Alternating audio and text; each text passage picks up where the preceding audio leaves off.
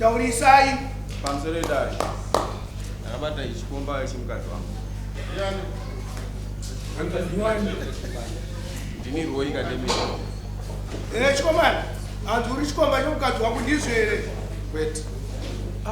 Aiwa, anokuti Chikomba ndakabata wenu mukadzi wangu. Eka. Wakaita zvokuti Uri mhongo. uri mhongo. Imamai. Uri mwenyu. Oh, ndiani. Uzivane naye? Watanga kumona nasi. Kumona Chikomba ndinomona chifamba. Asi kuzivana naye kuti Chikomba changu andizivane naye. Kuma mwenyu ari kutaura sei kuti Ndiani wako? Uyu murume wangu. Ati kuti? Ati Chikomba CheMukadzi wangu. Wazivana pano. Uyu ndiye afanira kutsanangura maitikiro azviri. Kwewe hautsanangura kuti ndowakabatwa nomukadzi uyu. Uyu kudii naye? Uyu afanira kutsanangura nokuti iye hakunzwa Yokuda panze. Auma tere mukomana aende panze mumire naye panze. Seberawo. Iwe. Kana muchiti uyu ndiye anofanira kutsanangura muri kuti kudii. Zvikuitika ndezvokuti uyu ari kufamba achitaura kuti mwana wandinaye ari kuchengetwa naroi. Mwana wangu. Seberawo kamai. Chitaura ichizo. Ari kufamba achitaura kuti mwana ari kuchengetwa naroi mwana wangu. Pamusaka pe. Handizivi. Ini kubva kumashure musati matorwa ndikuno. Makambodana nomukomana. Handina kudanana naye asi akandifimba. Zvobva ndamuramba. Muramba. Mwana ndowani? Mwana ndiyo kugara naye. Munaonanga. Ndine wani. Wani uzofamba sei achida kuti mwana ndowangu amuchaita mwana wangu?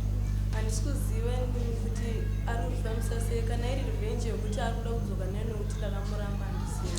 Wakaziva sei ndozvaari kufamba achitaura. Pamsole dai. Kana tiri kubhawa. Saka akatanga kuudza shamwari yangu kuti pane munhu ari kuchengeta mwana asiri wake. Saka shamwari yangu ane mwana womudiki futi. Vaatomboisa musoro achiti ndiye ari kutaura. Vaatora munhu uye vaenda nababa wake. Baba vataranzi wachina munzira wavhasangana baba uyu shamwari yangu iye. Vatara ndozvitaura mwana wokubhawo. Baba uyu vatora chii vaibva vatora mwana wokubhawo vananaye kumba. Wamurova ndiye zvavari kumbaita hazvisirizvo. Shamwari yeshamwari yangu ndo yakazoti aiwa iwe uri kuti hako hasha hausiri wekutaura munhu ari kutaurwa ndiroi ndiani mwana ari kunzi naunashati mwana wani mwana wangu.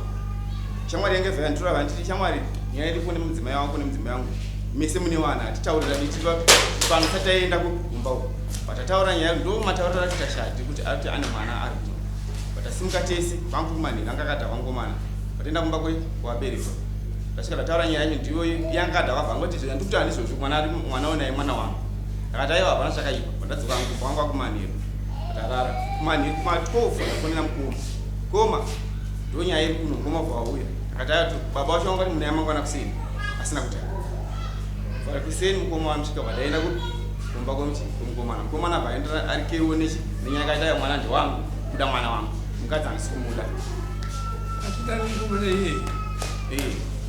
Fair fair. Wabvunza wakabvunzwa nyaya yemadhieni. Nhasi kwaibva kumadhieni. Kubva kwaonekwa mwana ari mukomana unoenda Ini nangu pamusoro. Ini ndokwandiri kutoda kuti isvike nyaya ndokunototaura chokwadi.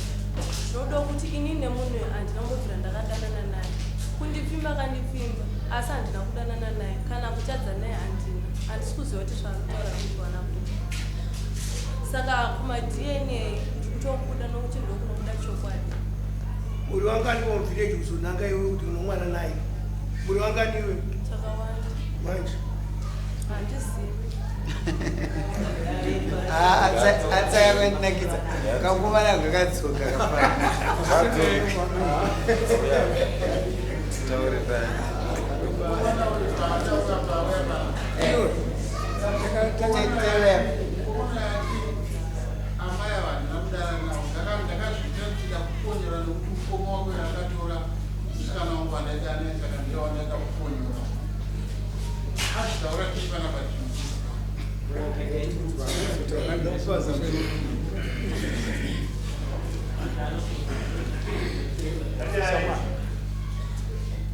zvataurwa nemumwe wangu wakati chitauro kusai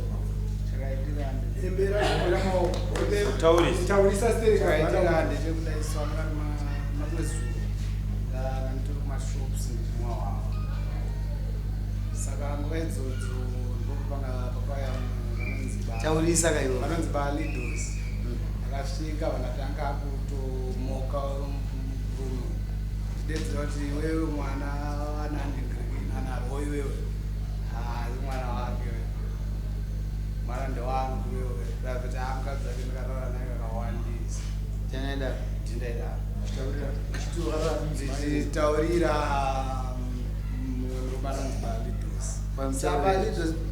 balidos chichauyo vanhu vanongogara musekombo saka kuti chamwari akona kuenda kuri ndozvawakataura iwewe kodai manje ari mumwe munhu aitaura kudaro kwamukadzi wakewo kuti mukadzi uyu ndakarara naye kakawanda waiti kudii waiti kudii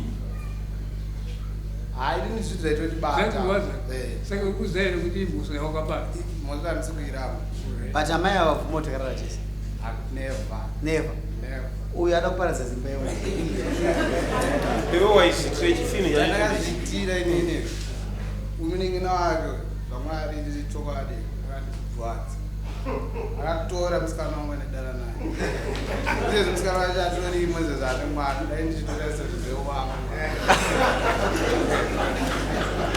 wakati kufikisana nemunhu akatora mukadzi wako aiwa chatozoitika kuti tozoita teererai kana taseka tombonyarara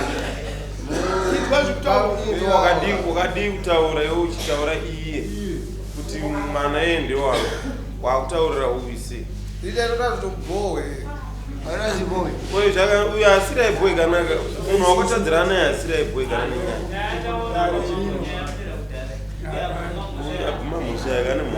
zvainokuita nokuti isisi iwewe ndiwe uchabvisa mari kuti kuende kumadhini kuti murume yako nekuramba achirarama nemukadzi urabvisa tongoita sekuria kwamaita asi unatozota asi wako ude chishamai ude hapana nyaya tiri kuwesta nguva usenoshukudza mukadzi wako hapana nyaya ude kune mukomana ngandibe mombe musire mombe iyo waida kutimbura uyatimbura iwe muisire muswa 29 asi weda achikumbira sedati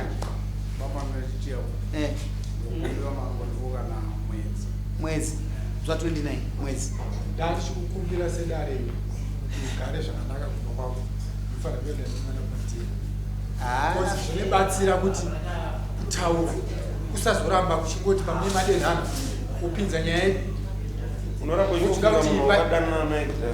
imba iyo tinoda kuti irambe yakasungika because munodenhana dzimwe nyaya dzisinei nedzidzi iwo unobva wadzokera kuchi nyaya iyo zvinova zvisirizvo akumbira mani ipei mwedzi waataura iwewe wongoti akumombeka hamudzikisira yaro manyepa vana ndeveda vanokanganisa vanodana navo timuisirai mbudzi 3 $150 tinotunga vanhu katembo vana ndeveda timuisirai 150 ndozvatichenoita kumbira regerero mbana aiwa sumuka uchitaurisa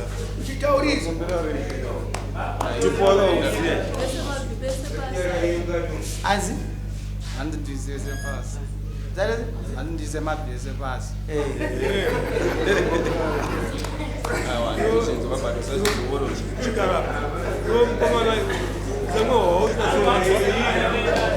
utanoisi taurai wati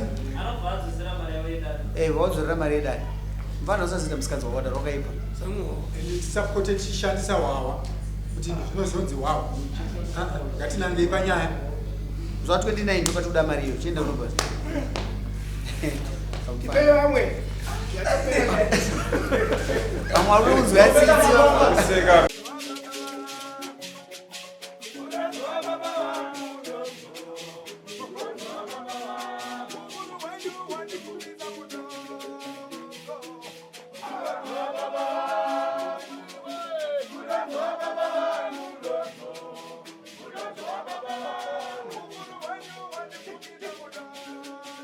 Oh,